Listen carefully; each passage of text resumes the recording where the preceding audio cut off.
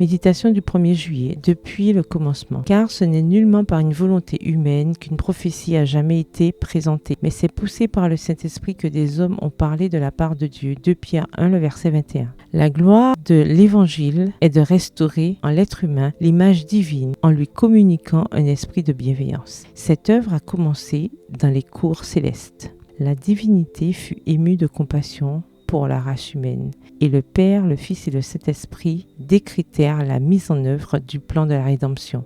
Extrait du livre Counsels on Health, Conseils sanitaires, à la section 5 à la page 222.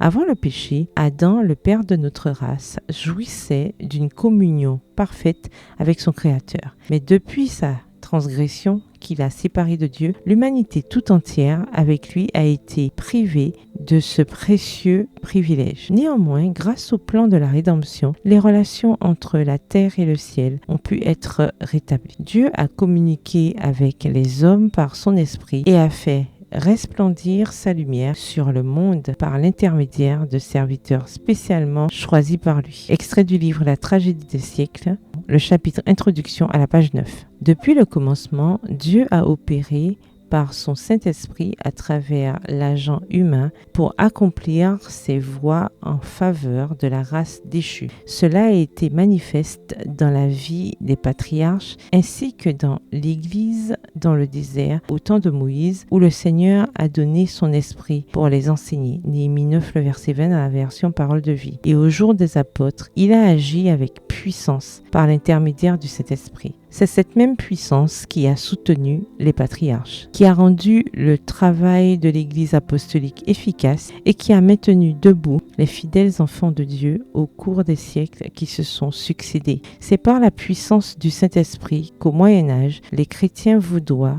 contribuèrent à préparer la voie à la réforme. C'est la même puissance qui couronna de succès les efforts des hommes et des femmes qui avaient ouvert la voie à l'établissement des missions modernes. Les héros de la croix vont de ville en ville, de pays en pays, préparant la voie à la seconde venue du Christ. Et à mesure que leur lumière brille, comme l'ont fait ceux qui ont été baptisés du Saint-Esprit, au jour de la Pentecôte, ils reçoivent toujours plus de cette puissance. Ainsi, toute la terre sera éclairée de la gloire de Dieu. Extrait du livre Conquérant Pacifique, au chapitre 5, aux pages 39 et 40. Bonne soirée, que l'Éternel vous bénisse.